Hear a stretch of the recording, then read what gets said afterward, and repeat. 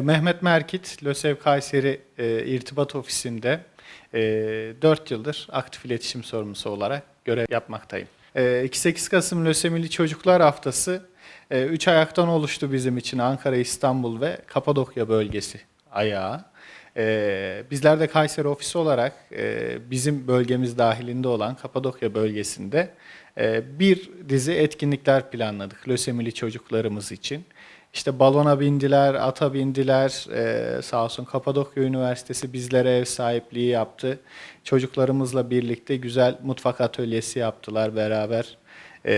Hamburgerler hazırladılar.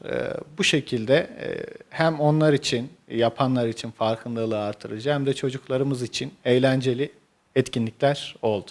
Son zamanlarda duyurusunu sıkça paylaşıyoruz. LÖSEV büyüdü diyoruz. Bu yıl 23. yılımızı kutluyoruz.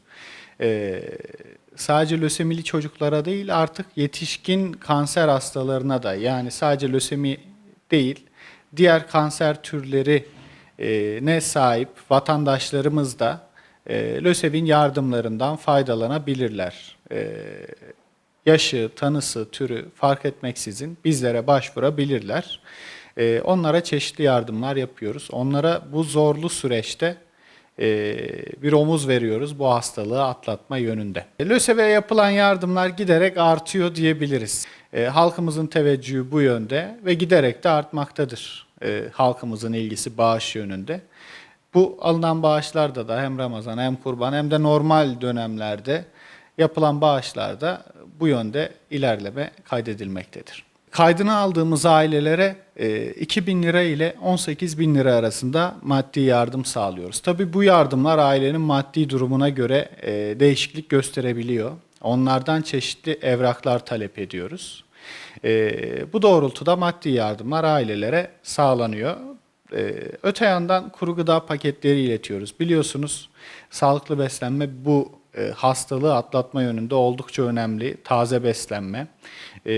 Bunun için de mevcut durumda biliyorsunuz ekonomik sıkıntılar yaşıyoruz günümüzde.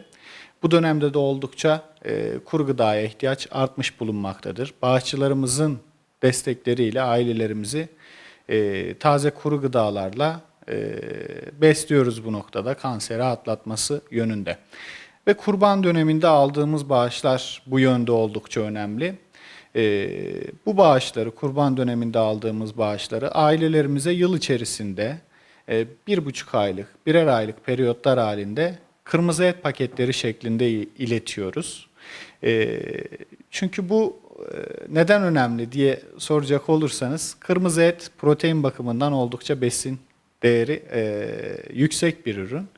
Ve kanser hastalıklarında aldığınız ilaçlardan dolayı bağışıklık sistemi ne yazık ki düşük görünüyor. Bunu da besleme amacıyla kırmızı et paketleri iletiyoruz ailelerimize. Bu noktada kırmızı etler oldukça önemli dedik. Öte yandan moral motivasyon bütün hastalıklarda olduğu gibi kanser hastalığında da oldukça önemli. Az önce saydığımız gibi çeşitli etkinlikler yapıyoruz. Hatta hastalığa kaydını aldığımız ailelerimize lösemiyle yolculuk seminerleri yapıyoruz. Alanında uzman kişiler geliyorlar, gönüllülerimiz. Konuk alıyoruz onları. Hasta hakları noktasında avukatlar devreye giriyor.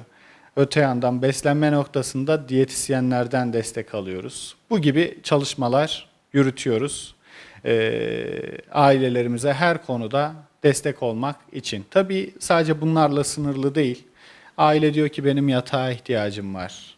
Bunları duyuru çıkıyoruz veya görüşmüş olduğumuz yatak firması varsa bu şekilde ihtiyaçlarını gidermeye özen gösteriyoruz A'dan Z'ye. Farkındalık giderek artıyor lösemiye karşı. Yapılan seminerler bunda etkili veya kamu spotları bunda etkili.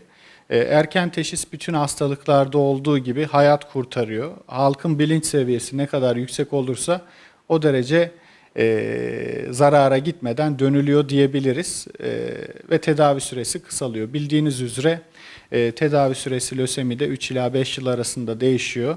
Erken teşhis oldukça önemli. Bizim Lösente Çocuk ve Yetişkin Hastanesi'nde %92'lere varan iyileştirme oranı söz konusu. Bu şekilde yani iyileşme oranı yüksek bir hastalık, iyileşen bir kan hastalığı diyoruz lösemiye. Bakacak olursak da löseminin belirtilerine kan değerlerinde azalma olduğu için sürekli yorgunluk hali, sürekli uyuma isteği, eklemlerde, kemiklerde ağrılar, bir darbeye maruz kalmadan oluşan morarmalar şeklinde sıralayabiliriz. LÖSEV internet sitemiz losev.org.tr üzerinden hastalarımız başvurabilirler. Öte yandan 0312 447 0660 numaralı telefondan da hem hasta yönlendirmesi yapabilirler. Hasta kendisi ise direkt o kendisi de arayabilir veya bağışçılarımız da bu numaralı telefondan bizlere ulaşabilirler.